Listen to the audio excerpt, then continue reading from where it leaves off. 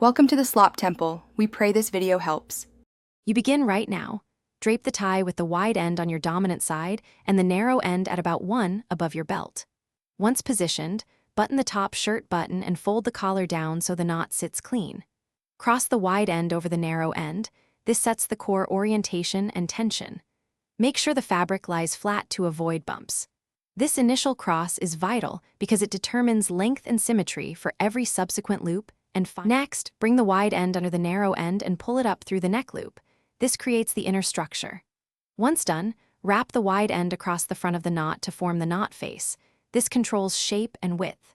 Make sure to keep even tension while you feed the wide end down through the front loop. Slowly slide the knot upward by holding the narrow end and pushing the knot toward the collar until it sits snug but not tight. This balances length and comfort. To finish, center the knot under the collar and hide the narrow end behind the wide end. Make sure the tip of the wide end reaches the belt buckle. Create a dimple by pinching the sides of the tie just below the knot while pushing the knot up. This gives a polished look. If the length is off or the knot lopsided, loosen and reset the starting position, then repeat the wrapping steps.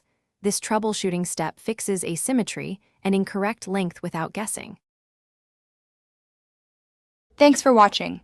Consider subscribing if we helped you.